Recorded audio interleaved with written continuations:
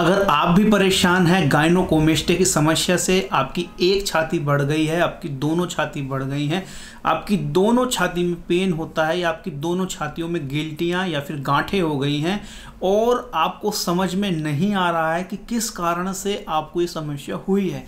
आपको ये बचपन से समस्या थी, आपको कुछ साल पहले ये आपको समस्या हुई है, यह आपके पिताजी को भी थी, या फिर ये जेनेटिकली आपको समस्या हुई है, या फिर आपके हार्मोन इम्बैलेंस होने के कारण से आपको ये समस्या हुई है, या कुछ गलत हरकतें आपने अपने जीवन में की हैं जिसके माध्यम से आपको समस्या हो गई है। कहीं भी समाज में आप जा रहे हैं, टी शर्ट आप बदलते हैं, कपड़े आप बदलते हैं, आपको शर्म लगती है, जीरो कॉन्फिडेंस आपके अंदर हो गया है, डिप्रेशन में आप जा रहे हैं क्योंकि आपको पता नहीं है कि किस कारण से समस्या आपको हुई है।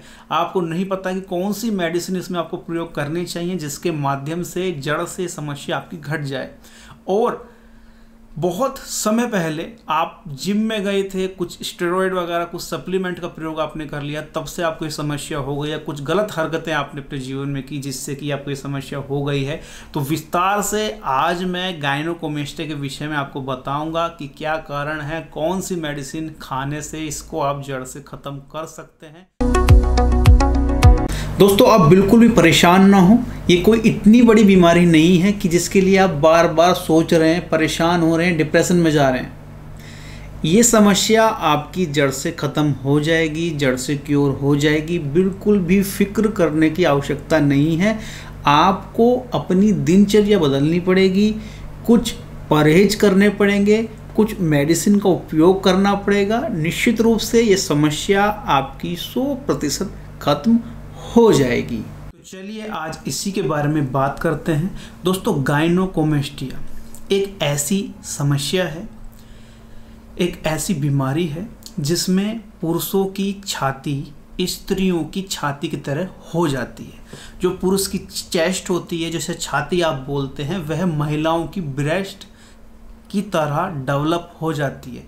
पुरुषों की छाती औरतों के स्तनों की तरह दिखने लगती है।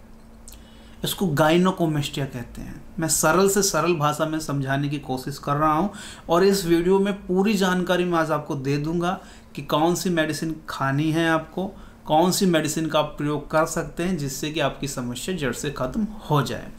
दोस्तों, जिनको यह समस्या होती है वही जानते हैं कि कितनी बड़ी समस्या ये है, समाज में कितनी चीज़ों का सामना ऐसे व्यक्ति को करना पड़ता है। बहुत से ऐसे केस मेरे पास में आए जिसमें बच्चों ने कहा है कि हमारी छाती जो है थोड़ी डेवलप हुई थी, बड़ी हुई थी, तो किसी व्यक्ति ने, किसी दोस्त ने उनकी छाती को दबा दिया जिससे उनको और समस्या ये बढ़ गई। कुछ ऐसे पेशेंट भी हमारे पास में आए जिनकी एक छाती डेवलप थी, एक छाती बड़ी हुई थी और उसके अंदर गांठ थी। कुछ ऐसे पेशेंट भी आए जिनकी दोनों चेस्ट बढ़ी हुई थी स्त्रियों के स्तनों की तरह और उनके बीच में गिल्टियां गांठें थी और उनमें पेन भी होता था। कुछ ऐसे मरीज भी हमारे पास में आए जिनकी चेस्ट के अंदर पेन नहीं होता था परंतु उनकी जो चेस्ट थी वह डेवलप हो रही थी। कुछ ऐसे पेशेंट भी हमारे पास में आए जिनको जो उनकी चेस्ट थी वह बड़ी हुई थी परंतु उनको गायनोकोमेस्टिया नहीं था, उनको चेस्ट फैट था, उनका जो चेस्ट का टिश्यू था वह एनलार्ज हो गया था। तो अगर वह एक्सरसाइज करते तो निश्चित रूप से उनकी वह चेस्ट नॉर्मल हो जाती। इसके साथ साथ में कुछ ऐसे लोग भी हमारे पास में आए जिन्होंने जिम में कुछ स्टेरॉइड, कुछ सप्लीमेंट का प्रयोग किया जिससे कि शुरू में तो उनकी जो है बॉडी बन गई परंतु जैसे ही उन्होंने जिम बंद की उनकी चेस्ट दुगनी रफ्तार से ग्रो होने लगी, डेवलप होने लगी और कुछ समय बाद उनकी चेस्ट के अंदर गांठें बन गई। तो ऐसे बहुत से केस हमारे पास में आए हैं। ऐसे केस भी आए हैं जिनको यह समस्या बचपन से थी। ऐसे भी केस हमारे पास में आए जिनके पिताजी को यह समस्या थी और उनके पिताजी से बच्चों को भी यह समस्या हुई। और ऐसा भी देखा गया है कि जिन लोगों ने अधिक से अधिक अपने जीवन में हस्त मैथुन किया है उनको ये समस्या हो गई है। क्योंकि अगर आप हस्त मैथुन का प्रयोग ज़्यादा करते हैं तो आपकी छाती बहुत ज़्यादा कमज़ोर हो जाती है, आपकी चेस्ट बहुत ज़्यादा कमज़ोर हो जाती है और अगर जो चीज़ 40 दिन में बन रही है पूर्ण रूप से, उसको अगर आप ऐसे ही बहाते रहेंगे तो निश्चित रूप से आपको इस तरह की समस्या हो सकती है। तो खैर, परेशान होने की बात नहीं है, डिप्रेशन में जाने की बात नहीं है। कॉन्फिडेंस ज़ीरो जो आपका हो गया है, चिंता ना करें। मैं सभी के बारे में आपको आज जानकारी दे रहा हूं, तो ध्यानपूर्वक आप समझें। तो चलिए बात करते हैं किस कारण से समस्या आपको हो जाती है। देखिए, ये मेल है, ये फीमेल है। मेल और फीमेल, मेल के अंदर 2 हार्मोन पाए जाते हैं, पहला टेस्टोस्टेरोन हार्मोन, दूसरा एस्ट्रोजन हार्मोन। टेस्टोस्टेरोन हार्मोन पुरुष के अंदर बहुत ज़्यादा होता है, अधिक मात्रा में होता है, जिससे कि उनको दाढ़ी मूंछ आती है। ठीक है, यही हार्मोन से पुरुष कहलाता है। इसके साथ साथ में इसके अंदर, पुरुषों के अंदर एस्ट्रोजन हार्मोन भी होता है, जो बहुत कम मात्रा में होता है। ठीक है, और इसके साथ साथ में स्त्रियों के अंदर, फीमेल के अंदर 2 हार्मोन पाए जाते हैं, एक एस्ट्रोजन हार्मोन, दूसरा टेस्टोस्टेरोन हार्मोन। तो एस्ट्रोजन हार्मोन स्त्रियों के अंदर बहुत ज़्यादा होता है। यही हार्मोन इनको फीमेल बनाता है, इनको स्त्रियां बनाता है, क्योंकि एस्ट्रोजन हार्मोन जो होता है वह फीमेल हार्मोन होता है। इसमें स्त्रियों की छाती डेवलप होती है। ठीक है, और उनको दाढ़ी मूंछ भी नहीं रहती है। तो इसके साथ साथ में एस्ट्रोजन हार्मोन स्त्रियों के अंदर ज़्यादा होता है, टेस्टोस्टेरोन हार्मोन स्त्रियों के अंदर कम होता है। तो पुरुषों के अंदर टेस्टोस्टेरोन हार्मोन ज़्यादा होता है, तो उनको दाढ़ी मूंछ आती है, वो पुरुष कहलाते हैं। स्त्रियों के अंदर एस्ट्रोजन हार्मोन ज़्यादा होता है, तो उनको दाढ़ी मूंछ नहीं आती है, उनकी छाती, उनकी ब्रेस्ट डेवलप रहती है। ठीक है, मगर किसी कारण से कोई सप्लीमेंट, कोई स्टेरॉइड, कोई टेस्टिकल अंडकोश की लंबे समय से दवा का प्रयोग करने से, उसके रिएक्शन से, हस्तमैथुन से, ठीक है, या जेनेटिकली, या फिर किसी कारण से, या फिर मोटापे से, अगर आपके हार्मोन इम्बैलेंस हो जाए, कहने का तात्पर्य है किसी इन सब कारण से अगर आपका टेस्टोस्टेरोन हार्मोन कम हो जाए और एस्ट्रोजन हार्मोन बढ़ जाए, तो ऐसी स्थिति में आपकी चेस्ट डेवलप होने लगती हैं, बड़ी होने लगती हैं, आपकी चेस्ट ब्रेस्ट की तरह होने लगती है, आपकी आवाज़ पतली होने लगती है, और जो फीमेल्स फीचर होते हैं वो आपके अंदर कहीं ना कहीं आने लगते हैं। कुछ लोगों के अंदर आते नहीं हैं, परंतु चेस्ट ब्रेस्ट में कन्वर्ट होने लगती है। ठीक है, मैंने ऐसे केस भी देखे हैं जिन पुरुषों की छाती डेवलप हो गई थी, साथ में चेस्ट से, उनकी छाती से हल्का हल्का लिक्विड भी निकलना शुरू हो गया था।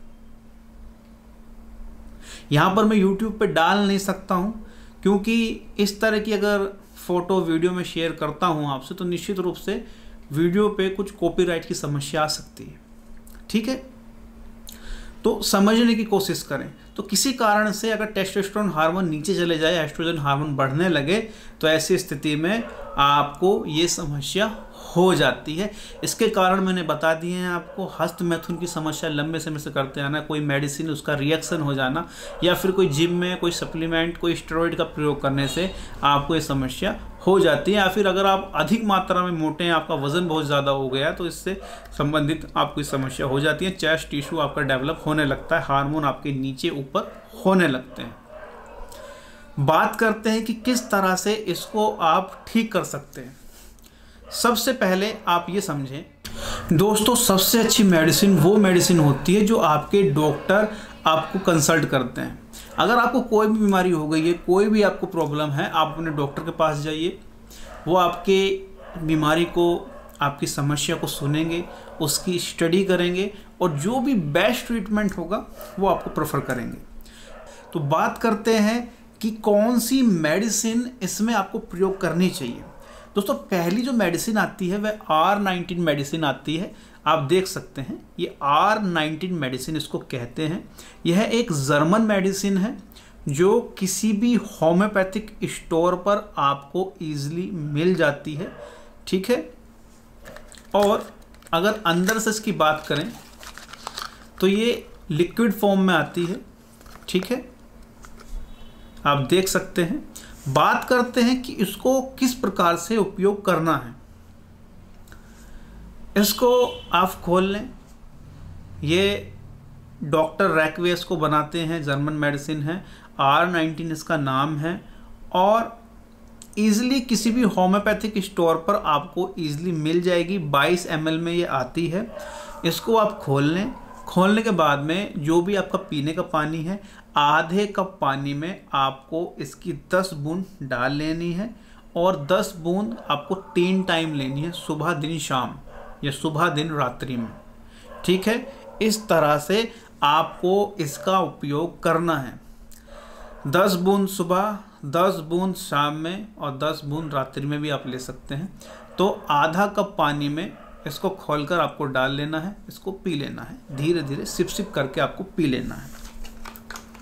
ठीक है, इसके साथ में जो दूसरी मेडिसिन इसमें प्रयोग आपको करनी है उसकी मैं आपको बता देता हूँ। दूसरी मेडिसिन आती है थूजा। 30 ml में आप ले आइएगा, मेरे पास में 100 ml में है, तो इसको भी आप देख लीजिए। ये आप किसी भी कंपनी की लेकर आ सकते हैं, ये आप एसबीएल कंपनी की लेकर आ सकते हैं, जर्मन मेडिसिन भी आप लेकर आ सकते हैं, जर्मन में भी मिलती है। अगर आप इंडियन में लेंगे थोड़ी सस्ती पड़ेगी, जर्मन में लेंगे थोड़ी महंगी पड़ेगी, और ज़्यादा खर्चा इसमें आपका आएगा नहीं। तो थूजा मेडिसिन ये होती है। ठीक है, यहाँ पर मेरे पास में 1 पावर में है। ठीक है, आपको जो थूजा मेडिसिन लेनी है वह आपको लेनी है 200 पावर में, थूजा 200 पावर में। ठीक है, थूजा मेडिसिन आपको सुबह में 2 बूंद जीभ पर लेनी है। कैसे लेंगे? इसको खोलेंगे, खोलने के बाद में इसमें जो लिक्विड है जीभ पर 2 बूंद डाल लेंगे, 2 ड्रॉप्स आपको डाल लेनी है टंग पर। ये टंग डोज आपको लेनी है। तो सुबह में 2 बूंद आपको लेनी है, 24 घंटे में केवल सुबह में आपको लेनी है 2 बूंद। इसके बाद में जो नेक्स्ट मेडिसिन आती है वो कोनियम मैक्यूलेटम 200 आती है, इसको भी आप देख लीजिए। ठीक है, ये एसबीएल कंपनी की है, उस्वाबे कंपनी की थी, और ये भी आपको किसी भी मेडिकल स्टोर से इजीली मिल जाएगी। इसको ले आएँ, और मेरे पास में 100 ml में है, आप 30 ml में ले आइएगा। इसको लेना कैसे है? 2 बूंद सुबह, 2 बूंद शाम में आपको लेनी है जीभ पर, टंग डोज। ठीक है, तो 2 बूंद सुबह, 2 बूंद शाम को लेनी है जीभ पर, टंग डोज। इसके बाद में जो नेक्स्ट मेडिसिन आती है वो काली आयोड 30 आती है, ये भी देख लीजिए आप। ये भी एसबीएल कंपनी की है, जर्मन मेडिसिन में भी आती है। जो भी आपको ठीक लगे वो आप लेकर आ सकते हैं। बात करें इसको लेना कैसे है, 2 बूंद सुबह, 2 बूंद दिन में, 2 बूंद शाम में आपको लेना है डायरेक्ट जीभ पर, टंग डोज लेनी है इसकी भी। और ये भी आपको 30 ml में लेके आनी है, मेरे पास में 100 ml में है, तो आप 30 ml में ले आइएगा। बात करते हैं किस प्रकार से आपको मेडिसिन लेनी है। R19 आपने 10 बूंद आधे कप पानी से ले ली। इसको लेने के 15-20 मिनट बाद आप कोनियम मैक्यूलेटम की 2 बूंद जीभ पर डाल लीजिए। इसको 10-15 मिनट बाद इसके आप जो है थूजा 2 बूंद जीभ पर डाल लीजिए। इसको लेने के बाद में 10 से 15 मिनट बाद आप काली आयोड 30 की 2 बूंद जीभ पर डाल लीजिए। ठीक है, हर एक मेडिसिन में आप 10 से 15-20 मिनट का गैप रखें। अगर आपने खाना या नाश्ता कर लिया है तो नाश्ता खाने करने के आधे घंटे बाद, 40 मिनट बाद आप मेडिसिन का इनका उपयोग कर सकते हैं। और अगर आपने ये मेडिसिन उपयोग में ले ली हैं, इनको खा लिया है आपने, तो आधे घंटे बाद या 40 मिनट बाद आप खाना नाश्ता कर सकते हैं। ठीक है, बात करें परहेज की, कौन सा परहेज इसमें आपको करना चाहिए। ऐसी चीज़ें जो आपके शरीर में मोटापा, फैट परसेंटेज को इंक्रीज करती हूँ, उसका उपयोग आपको नहीं करना है। जैसे चीनी, शुगर, मीठा, मिठाई, खटाई, मैदे से बनी हुई चीज़ें, तली भुनी चीज़ें, फास्ट फूड, जंक फूड, चावल, वो चीज़ें जो आपके शरीर में फैट को बढ़ाएं, उनका उपयोग बिल्कुल भी नहीं करना है। पिसी हुई लाल मिर्ची, गरम मसाले का प्रयोग बिल्कुल भी ना करें। और हस्त मैथुन जैसी प्रक्रिया बिल्कुल भी ना करें, क्योंकि बहुत पेशेंट मेरे पास में आए हैं जिनको यह समस्या हस्त मैथुन से ही हुई है। और उन्होंने खुद इस चीज़ को स्वीकारा है। अगर आप कहेंगे तो मैं पूरी लिस्ट बनाकर आपको दे दूंगा कि कौन कौन पेशेंट थे।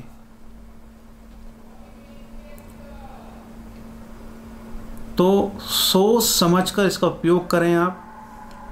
और लगभग 7 साल हो गए हैं, निरंतर बहुत से मरीज आए, बहुत से मरीजों की ये समस्या जड़ से ख़त्म हुई, बहुत से पेशेंट ने बीच में ही ट्रीटमेंट छोड़ दिया। ठीक है, तो जो मेडिसिन मैंने आपको बताई हैं इनका उपयोग आप कर सकते हैं। मैं फिर से कहूँगा, सबसे बेस्ट मेडिसिन वही होती है जो आप अपने डॉक्टर से कंसल्ट करते हैं। तो ये गायनोकोमेस्टिया जो समस्या आपकी बढ़ रही है कोई बड़ी बात नहीं है, परेशान ना हो। अगर ये बड़ी है तो आपकी गलती से ही बड़ी है, आपने ही इसको बढ़ाया है और आप ही इसको कम भी कर सकते हैं। आप मेडिसिन का उपयोग करिए, आपको जो परहेज बताए हैं इसका आप परहेज करिए, इसके साथ साथ में अपने शरीर को चलाइए, क्योंकि चलती का नाम गाड़ी है। अगर ऐसे ही बैठ के फास्ट फूड जंक फूड खाते रहेंगे, सोचते रहेंगे, टेंशन लेते रहेंगे कि मुझको ये समस्या होगी है, मैं कैसे इसको क्योर करूँगा, मैं सर्जरी करा लेता हूँ। सर्जरी सॉल्यूशन नहीं है। जो फैट आपके चेस्ट के अंदर बढ़ गया है, जो चेस्ट मोटी हो गई है, जिसके अंदर चेस्ट के अंदर छाती के अंदर जो चर्बी बढ़ गई है आपकी, सालों से जो आपने बढ़ा ली है, उसका कारण कुछ भी हो सकता है। आपके पिताजी के द्वारा आपको बचपन से हुआ जेनेटिकली, कोई स्टेरॉइड सप्लीमेंट के प्रयोग से, किस मेडिसिन के रिएक्शन से, या आप मोटे हैं, फैटी हो उसके कारण से, या हस्त मैथुन के कारण से। और जो आप मुझे बताने की आवश्यकता नहीं है, आपको खुद पता है कि आपको किस कारण से समस्या हुई है। और अगर नहीं पता है तो एक बार ज़रूर सोचें, उत्तर आपको ज़रूर मिलेगा। और अगर नहीं मिल रहा है तो मुझसे आप संपर्क करिएगा, मैं निश्चित रूप से आपको बताऊंगा कौन से ग्रेड में, ये कौन से स्टेज में आपको ये गायनोकोमेस्टिया की समस्या है, किस कारण से आपकी समस्या हुई है।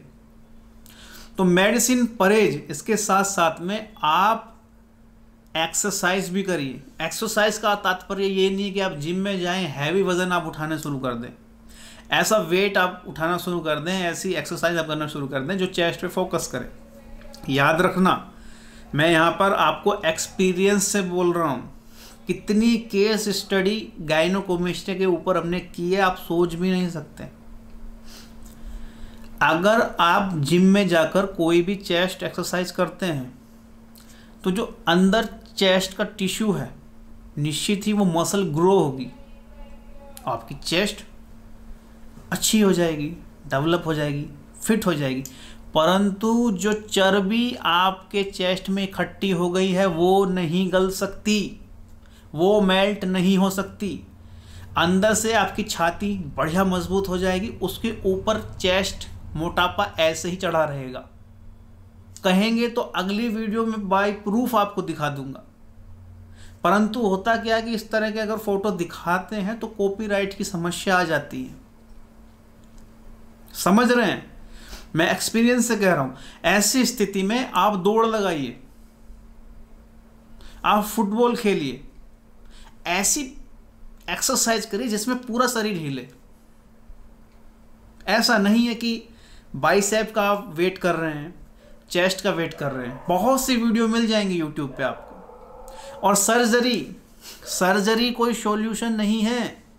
चेस्ट के अंदर जो फैट, जो चर्बी जम गई है आपकी, बढ़ गई है, वहाँ से उसमें चीरा लगा के, लाइपोसक्शन वगैरह करके, उस फैट को, उसको काट के, उस फैट को निकाल देंगे आपकी चेस्ट से और वहाँ पर टाँके लगा देंगे। तो आपके चेस्ट के निप्पल वाले एरिया में थोड़े टाँके के निशान दिखेंगे और चेस्ट आपकी बिल्कुल नॉर्मल हो जाएगी। आप अच्छे स्मार्ट दिखेंगे, बड़ी बड़ी टाइट टाइट टी शर्ट आप पहन पाएंगे। परंतु आपने मोटापे को निकाला है, आपने फैट को निकाला है, आपने बीमारी की जड़ नहीं निकाली है, आपने बीमारी की जड़ नहीं काटी है। और एक होम्योपैथी ही एक ऐसी चीज़ है, एक ऐसी पैथी है जो किसी भी बीमारी की, किसी भी डिजीज की जड़ को काटने में सक्षम है। तो विचार करें, सोचें। अगर मैं सर्जरी की बात भी कर रहा हूँ तो इतने केस हमारे पास में आए कि जिन्होंने सर्जरी करा ली थी 2 साल बाद, 1.5 साल बाद, 8 महीने बाद फिर से उनकी वो समस्या बढ़ गई, क्योंकि मोटापा आपने काटा है, बीमारी आपने नहीं काटी। बीमारी क्यों हुई? आपकी ही गलतियों से हुई। आप लेजी थे, आपको मोटापे के कारण से हुआ था। तो अगर आप अपने मोटापे की जो समस्या है, जो आप कोई एक्सरसाइज नहीं करते हैं, सुस्त पड़े रहते हैं, आलसी रहते हैं, वो चीज़ को आपको बदलना पड़ेगा। जो लाइफ डिसऑर्डर्स हैं आपके, उसको चेंज करना पड़ेगा। शरीर से पसीना निकालना पड़ेगा। ऐसा नहीं है कोई दवाई खाएंगे छाती आपकी बिल्कुल फिट हो जाएगी और आपको जो खाना है वो खाएंगे और आराम करेंगे। ऐसा कभी भी नहीं होगा। आप परहेज करेंगे, मेडिसिन का उपयोग करेंगे और एक्सरसाइज के बारे में जो मैंने आपको डीप जानकारी दी है, ऐसा आप करेंगे तो तब जाके आपकी समस्या जड़ से खत्म होगी। और सेक्स संबंधी जो मैंने बताया, हस्त मैथुन वगैरह, उससे दूर रहना पड़ेगा। अगर मैं आज ये वीडियो में आपको ये चीज़ें बता रहा हूँ तो मैं एक्सपीरियंस से बता रहा हूँ। बहुत साल हो गए इसके बारे में, पता नहीं कितने केस हमने देखे, कितनी स्टडी हमने की। और ये जो बातें हैं आप कहीं भी देख लीजिएगा, आपको वीडियो में कहीं जानकारी नहीं मिलेगी, क्योंकि हमारे पास में भी अगर ये जानकारी है तो हमने ये केस सोल्व किए हैं। बहुत सारी ऐसी केस स्टडी मैंने की है। बहुत समय से मैं इसके ऊपर केस स्टडी करते आ रहा हूँ। मैंने सोचा था कि मैं बहुत सी जानकारी, बीमारियों की जानकारी दूंगा, परंतु एक बीमारी इतनी ऐसी बीमारी है जो हर चौथा घर छोड़ते ही हर एक व्यक्ति को हो रही है। होती सबको है, बताता कोई नहीं है। तो जो चीज़ें मैंने आपको बताई हैं, इसका उपयोग करिए। डंके की चोट पे ये आपकी समस्या खत्म हो जाएगी, परंतु परहेज करना पड़ेगा। मेडिसिन आपको खानी पड़ेगी और एक्सरसाइज, कसरत आपको करना पड़ेगी। और मैं फिर से कह रहा हूं कि सबकी बीमारी अलग होती है। किसी की एक चेस्ट में पेन है, किसी के दोनों चेस्ट में पेन है, किसी की एक चेस्ट में गांठें हैं, किसी की दोनों चेस्ट बढ़ गई, किसी के निप्पल बढ़ गए हैं। तो उसी के हिसाब से कुछ मेडिसिन भी आगे पीछे होती हैं। सबसे अच्छी, सबसे बेस्ट मेडिसिन वो होती है जो आपके डॉक्टर आपको कंसल्ट करते हैं। अगर आपको कुछ भी समझ में नहीं आ रहा है तो निश्चित रूप से आप मुझसे संपर्क कर सकते हैं। मैं निश्चित ही आपकी सहायता करूंगा। आज के लिए इतना ही। आदेश।